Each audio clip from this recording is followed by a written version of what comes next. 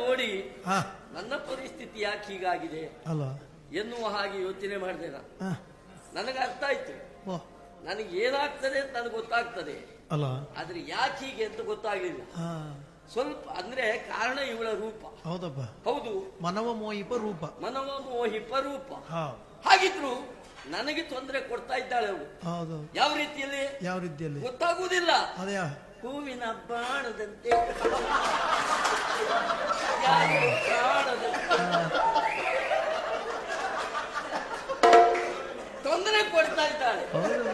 ಯಾರಿಗೂ ಗೊತ್ತಾಗುವುದಿಲ್ಲ, ತೊಂದರೆ ಆಗುತ್ತ ನಮಗೆ. ಹಾ ಹೂವಿನ ಬಾಣ ಕಾಣದಂತೆ, ಯಾರಿಗೂ ಕಾಣದಂತೆ ಕಾಣದಂತೆ.